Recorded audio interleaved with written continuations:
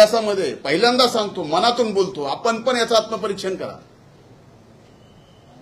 59 दिवस पुन्हा एका माणसाचं, एका जिल्ह्याचं, एका जातीचं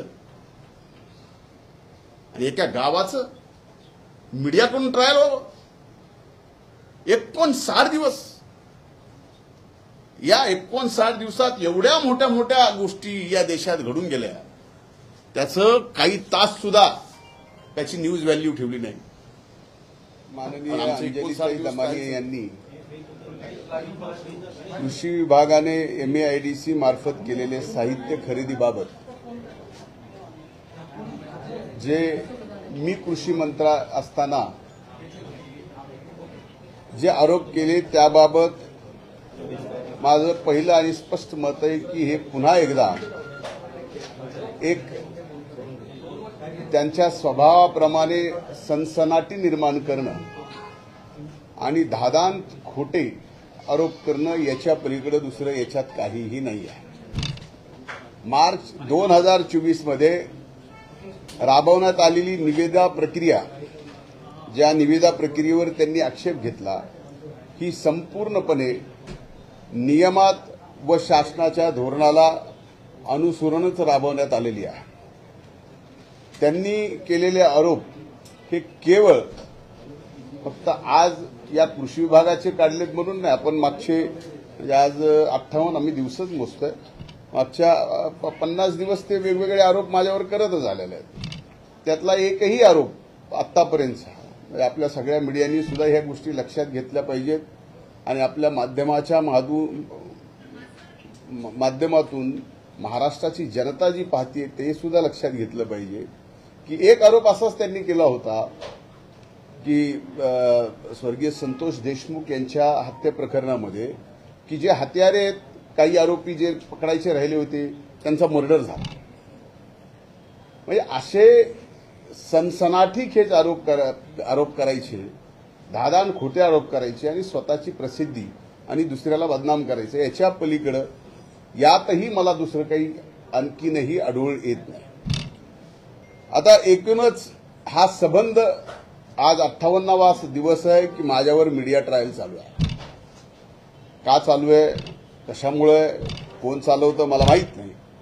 पण या बाबतीत आज जे त्यांनी आरोप केलेत यामध्ये एक पहिली बाब, डीबीटीत काय असावं आणि काय नसावं, कोणतीही बाब डीबीटी मधून वगळण्याचे अथवा समाविष्ट करण्याचे संपूर्ण अधिकार हे नियमातील तरतुदीनुसार माननीय मंत्री म्हणजे कृषी त्यावेळेस मी असताना माननीय मुख्यमंत्री यांचे आहेत. आणि या प्रक्रियेमध्ये सुद्धा याच कार्यपद्धतीचा अवलंब केलेला आहे आणि माननीय उपमुख्यमंत्री वित्त व माननीय मुख्यमंत्र्यांच्या ही बाब सादर करून त्यांच्या पूर्वमान्यतेने ही प्रक्रिया अंतिम केलेली आहे. आता अंजलीताई शेतकरी आहेत का नाही मला माहीत नाही, पण जो खरा शेतकरी त्याला माहीत असतं की शेतकरीच्या पूर्वी फार मशागती करावी लागतात. पेरणी व पेरणी उत्तर कार्यासाठी लागणाऱ्या बाबी या मान्सून पूर्वी तयारी करून ठेवाव्या लागतात. म्हणूनच एप्रिल व मे महिन्यात लोकसभेची आचारसंहिता व जून महिन्यात सुरू होणारा खरीप हंगाम लक्षात घेऊन लोकसभा निवडणुकीची आचारसंहिता लागण्यापूर्वी सदर खरेदी प्रक्रिया ही मार्च महिन्यात करण्यात आलेली आहे. आता याबाबत आणखीन शेतकऱ्याला पेरणीच्या अगोदर कुठल्या गोष्टी कधी लागतात काय नाही, पेरणीनंतर फवारणी कधी करावी लागते काही नाही, तण कधी काढावं लागतं हे अंजलीताईंना बहुतेक माहीत नसावं. आता यामध्ये त्यांनी एक आरोप केला की नॅनो खताचा. आपल्यापैकी अनेक जणांना माहीत असेल जे खऱ्या जर्नलिझममध्ये असतील की नॅनोच्या खताच्या बाबतीत nano fertilizer, nano urea, nano DAP, nano MAP याबाबत सर्वात जास्त प्रोत्साहन या देशाचे आदरणीय प्रधानमंत्री नरेंद्रभाई मोदी यांनी या ठिकाणी मागच्या 2-3 वर्षापासून चालू केलं आहे. आपल्याला सुद्धा सांगतो की या देशात आदरणीय पंतप्रधान महोदयांनी प्रोत्साहन केल्यानंतर देशातलं पहिलं राज्य असं आहे की ज्या राज्यांनी 4 लाख शेतकऱ्यांना या ठिकाणी नॅनो दिला. आणि नॅनो खत आपल्याला माहित असेल, हा पूर्णपणाने याची जी खरेदी झालेली आहे ही इफ्कोकडनं झालेली आहे, जी सेंट्रल गव्हर्नमेंटच्या अखत्यारीत असणारी कंपनी आहे. दुसरी महत्वाची गोष्ट अशी आहे की याच कंपनीने ड्रोनचे सुद्धा शेतकऱ्यांकडून 100 रुपये कमी घेऊन 1 लिटर नॅनोमध्ये 7 मिनिटात 1 एकर फवारणी केली आहे. 1 एकर कापूस फवारायचा असेल तर हे 1.5 एकर कापूस फवारायला मला 2 माणसं लागतात. त्याला औषधाचा खर्च हा कमीत कमी 1600 रुपयापेक्षा एका शेतकऱ्याला एका पंपाला, आणि जवळजवळ 2 दिवस खर्च येतो. 1.5 एकर कापसाचं रान फवारायला 1600च्या वर औषध, मजुरी वेगळी आणि पंपाचा किराया वेगळा. आता त्यामध्ये फरक काय पडला नॅनो या ठिकाणी वापरून, की हे नॅनो मिळाला सरसकट. म्हणजे नॅनोची किंमत ही आजही तुम्ही काढा, माझं चॅलेंज आहे, काश्मीरपासून ते कन्याकुमारीपर्यंत एकच आहे. आणि त्याच्यापेक्षा कमी दरात या ठिकाणी नॅनोच्या खताची खरेदी केली गेली आणि 4 लाख शेतकऱ्यांना देण्यात आलं. 4 लाख शेतकऱ्यांची फवारणी, म्हणजे विचार करा त्यांचं, म्हणजे 7 मिनिटात जर 1 एकर फवारणी होत असेल आणि तेही 200 रुपयामध्ये, आणि 600 रुपये फक्त ड्रोनचा खर्च, म्हणजे खर्च झाला 600 रुपये एकरी, आणि वेळ वाचला किती, 1.5 दिवस. आता हा नॅनो प्रकारच असा आहे की जी फवारणी करताल ती फक्त त्या रोपांवर, त्या झाडावरच जाते. 80%, 20% खाली पडते, पण त्यांनी पोल्युशनही होत नाही, जमिनीचा पोतही खराब होत नाही. हे शास्त्र आहे. म्हणूनच नॅनोचा प्रभाव आपल्या देशामध्ये जर जास्तीत जास्त केला तर आपल्याला जी खताचे जास्तीची सबसिडी द्यावी लागते आणि डॉलरमध्ये पलीकडे द्यावं लागतं, ते या ठिकाणी कमी होईल. नॅनोमुळे शेतकऱ्यांच्या उत्पादनात प्रचंड वाढ होते, 60% वाढ होते, वेळ कमी लागतो आणि अतिशय सोपी पद्धत आहे. त्यामुळे या ठिकाणी नॅनोच्या बाबतीमध्ये, आणि मला अभिमान आहे सांगायला की 4 लाख शेतकऱ्यांना या देशातलं पहिलं राज्य म्हणून महाराष्ट्र ओळखलं जातं. या बाबतीत कसल्याही प्रकारचा खोटेपणा किंवा भ्रष्टाचार हे जे काही चाललंय अंजलीताईंचं, हे पूर्णपणानं मला बदनाम करायचं काम आजपर्यंत त्यांनी या अगोदर अनेक जणांचं घेतलं होतं. आता या एपिसोडमध्ये मी आहे, त्यामुळे मला काही याचं नवल वाटत नाही. आता जी प्रक्रिया राबवली म्हणतात, त्याच्यात संबंधित प्रक्रियेमध्ये जी निविदा प्रक्रिया राबवली गेली ती पूर्व मान्यतेनेच राबवण्यात आलेली असून त्यामध्ये विविध कंपन्यांकडून स्पर्धात्मक दर मागवण्यात आले होते. त्याचबरोबर जास्तीत जास्त कंपन्यांनी यात सहभागी व्हावे यासाठी निविदा प्रक्रियेला 2 वेळेस मुदतवाढ दिली. आता जर कुठं काय करायचं असेल तर 2 वेळेस मुदतवाढ कोण देतं का? चांगली स्पर्धात्मक निविदा प्रक्रिया व्हावी याच्यासाठी 2 वेळेस मुदतवाढ दिली. नॅनो खत निर्माण करणाऱ्या इफ्को या कंपनीचे दर पाहिल्यानंतर लक्षात येईल तुम्हाला. पुन्हा एकदा सांगतो की नॅनो युरिया असेल किंवा नॅनो डीएपी असेल, या कंपनीचे संबंध देशभर समान दर आहेत.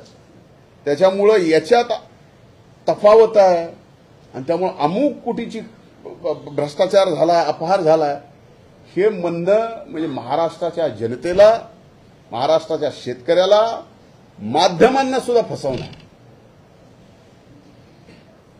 दादांत खोटं बोलणं त्याच्यातनं सनसनाटी निर्माण करणं, हे आता अंजली त्यांनी पूर्वी त्या कुठल्या गोष्टीवर आरोप करायचा तर एक विश्वास राहायचा, आता ते विश्वास हरताय राहिलाही नाही. म्हणजे या अशा पद्धतीनं एखाद्याला टार्गेट करणं मी पुढे सांगेलच. याचप्रमाणे फवारणी पंपाच्या किमतीमध्ये सुद्धा त्यांनी बोलल्या की राज्यामध्ये काही राज्यात फरक आढळून आला, त्यामध्ये काही कंपन्या 6 महिन्याची गॅरंटी देतात तर काही कंपन्या 1 वर्षाची गॅरंटी देतात. अधिक टिकाऊ जास्त वॉरंटी असलेला स्पेसिफिकेशन प्राप्त असलेले स्प्रे पंप खरेदी करण्यात आलेले. आता अधिक टिकाऊ आणि 6 महिन्याच्या ऐवजी 1 वर्षाची गॅरंटी देणारा आणि त्यातही किमतीने इतर सर्व राज्यापेक्षा कमी किमतीत म्हणजे 2,857 रुपयात हा पंप शासनाला पडलेला. तसं पाहिलं तर या पंप खरेदीच्या बाबतीत आजही तुम्ही ज्यांना पंप मिळाले शेतकऱ्यांना, आम्हाला तर शेतकऱ्यांनी ज्यावेळेस जिथं कुठं जाऊ आभार मानलेत.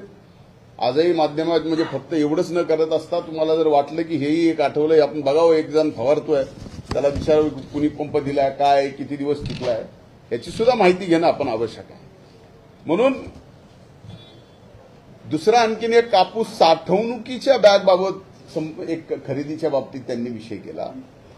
आता ह्याची किंमत कुणी करावी हा प्रश्न निर्माण झाला की या बॅगची, कारण त्यावेळेस संबंध राज्यात कापूस खरेदी केंद्रावर गेला नाही, कापसाला भाव नव्हते.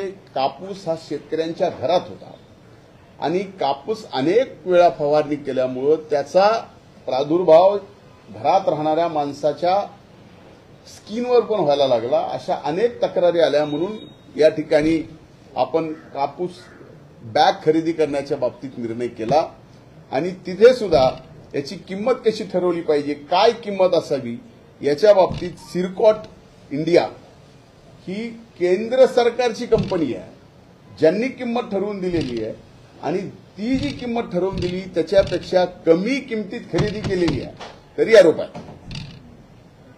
म्हणजे आता काय प्रत्येक गोष्टीची खरेदीची किंमत काय दमानियांना विचारून ठरवून सरकारने खरेदी करायची तरच ती उचित आणि बाकी उचित नाही, आणि त्यांना विचारून जे दर देईल ते योग्य, नाही दिला तर भ्रष्टाचार असं समजायचं. एक या म्हणजे आजवर अनेक आरोप माझ्यावर गेली. आज आपल्याला म्हणलंच की 58वा 59वा दिवस आहे हा, की फक्त मी आणि त्यात अंजली दमानी यांनी तर अनेक प्रयत्न केले.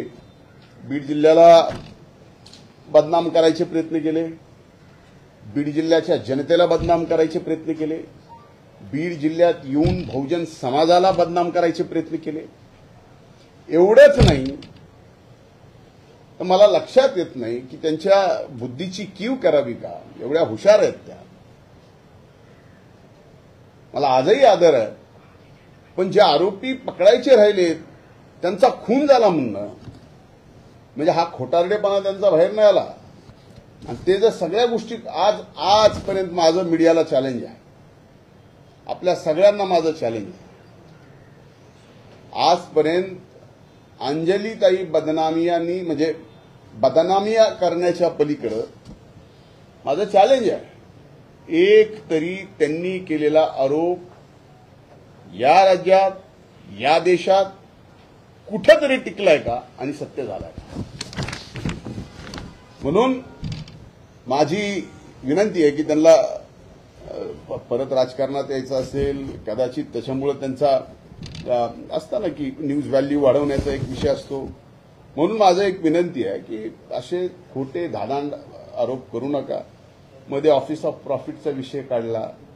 अरे तुम्ही काय म्हणजे ऑफिस ऑफ प्रॉफिट काय कसं काढू शकता. जी थर्मल पॉवर स्टेशननी कोळसा वापरून जी घाण केलेली आहे, जी घाण थर्मल पॉवर स्टेशननी पैसे देऊन काढावं असं सुप्रीम कोर्टाने ऑर्डर केलेलं आहे. आणि याच्या बाबतीत आता तिथं काही शासकीय पद असं आहे माझ्या कंपनीमध्ये की ज्या कंपनीत मी माझ्या बायकोला बसवलंय, ते मी बसवलंय, ही 2006ची कंपनी आहे. आज तिथं त्या राखेमुळं एक सिमेंट इंडस्ट्री आली आहे, रोजगार आला.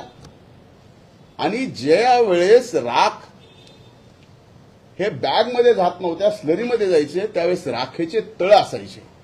आता आमच्याकडे अशी 2-4 तळे आहेत. ही तळे साफ करायला नको, कारण ज्या वेळेस तुम्ही मे महिन्यात याल, एप्रिल महिन्यात याल, वादळात याल, त्यावेळेस आमचा अख्खं पर्याय आणि परिसर धुळीत दिसतो, त्या राखेत दिसतो. याच्यावर पण आरोप करावेत. हे आरोप कुणी करावेत? म्हणावं एनर्जी मिनिस्ट्रीने, ऊर्जा विभागानं म्हणावं की ही राख घेऊन जाणं बेकायदेशीर आहे.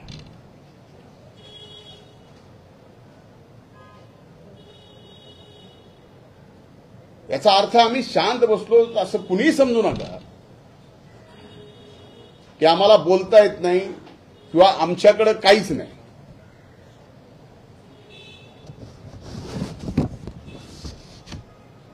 मीडियामध्ये यायचं, येऊन स्वतःचा प्रभाव निर्माण करणं तसं काही अवघड नाही. 5 वर्षे राज्याचा विरोधी पक्ष नेता राहिलेलो आहे. पण बीड जिल्ह्यामध्ये एक अतिसंवेदनशील घटना घडली आहे. त्या घटनेचे जे हत्यारे आहेत त्यांना फासावर लटकवणं ही आमची जबाबदारी आहे. आणि त्या जबाबदारीतून आणखीन वादाला वाद म्हणून कुठलीही गोष्ट नको म्हणून आम्ही गप्प बसतोय. पण एक विषय शांत झाला की दुसरा विषय शांत झाला की तिसरा विषय. हे नेमकं काय करायचंय? माझी अंजलीताई बदनामी यांना माझ्यावर सातत्याने आरोप करण्याचे काम ज्यांनी कुणी दिले असेल, माझ्यावर सातत्याने आरोप करायचे काम ज्यांनी कुणी दिले असेल, त्यांना व अंजलीताई दमानी यांना माझ्याकडून शुभेच्छा आहेत. साप साप साप म्हणून भोई थोपाटणं, मीडियामधून सनसनाटी निर्माण करणं आणि एखाद्याचा मीडिया ट्रायल करून संबंध राजकीय आणि सामाजिक जीवन संपवणं हे एवढं सोपं नसतं. त्यामुळं मला आजच्या दमानी यांच्या आरोपाच्या बाबतीत एवढंच सांगायचं होतं. धन्यवाद.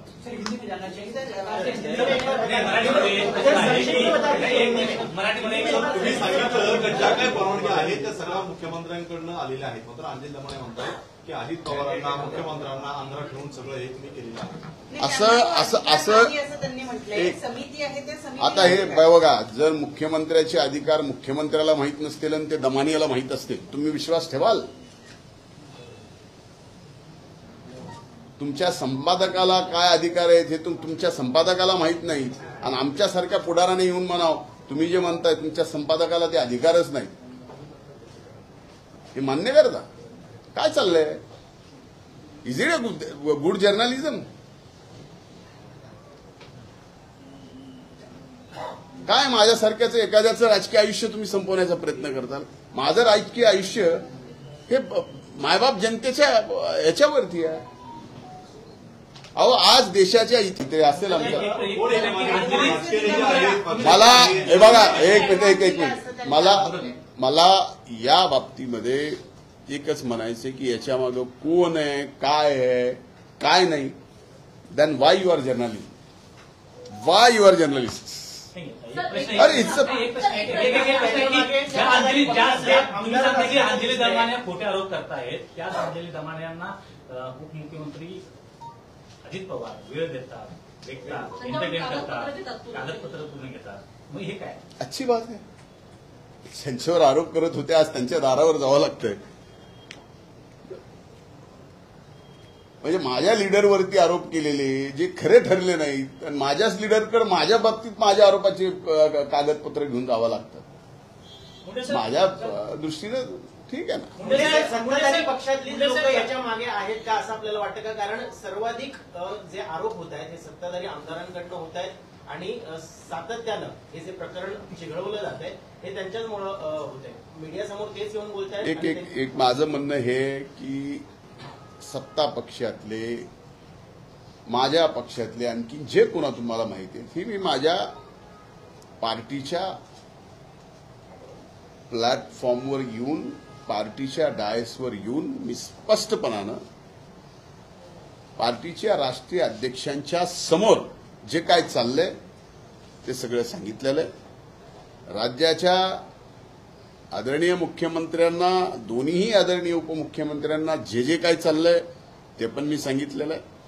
अशा पद्धतीचं राजकारण आणि एखाद्याला म्हणजे अशा पद्धतीनं एखाद्या प्रकरणात गोवायचं आणि त्याची बदनामी करायची, हे राजकारणात जे आज करतायत त्यांना वाटत असेल की फार अवघड काम आपण केलेलं आहे.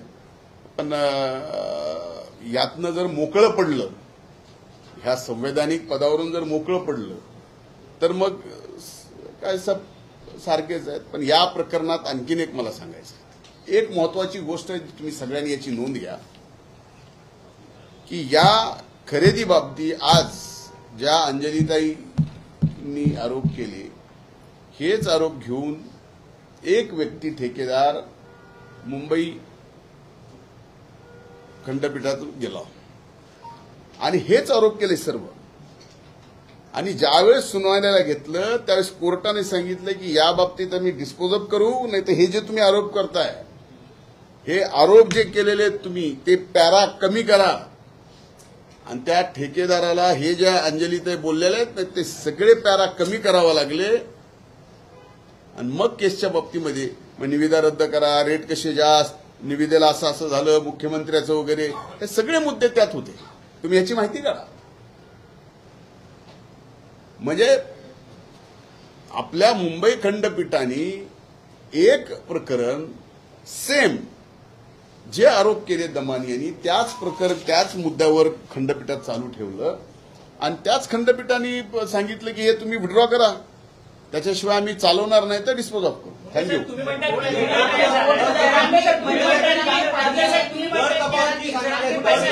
लिगल देणारे, कोर्टात जाणारे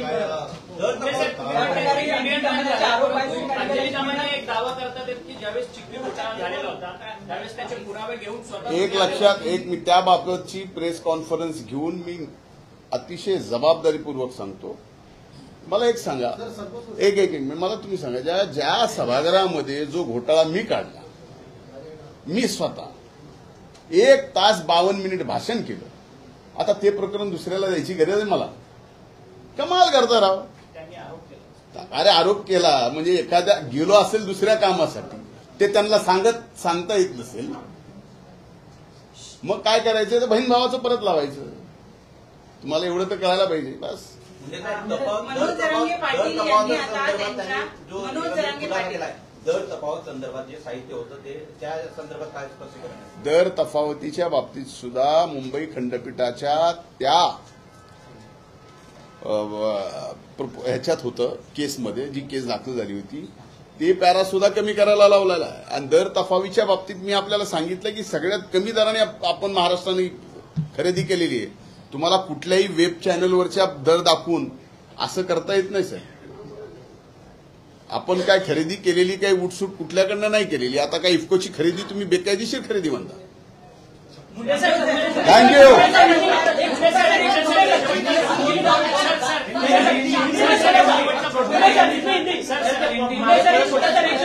एक शेवटचा जाऊ दे मराठीला. एक क्वेश्चन घ्या हिंदीमध्ये. सर एक क्वेश्चन फक्त जे आरोप केल्याची बाजू मांडा फक्त हिंदीमध्ये फक्त. मुझ पे जो अंजलिताई ने आरोप किए हैं उन सभी आरोपों का मैं खंडन करता हूं. ये बड़ा दुर्भाग्यपूर्ण है कि पूरी तरह से किसान के मदद के लिए कृषि विभाग के एक MAIDC ने, एक जो कारपोरेशन है उसने जो खरीद की वो किसानों को भले के लिए की. उस समय देश के सभी जो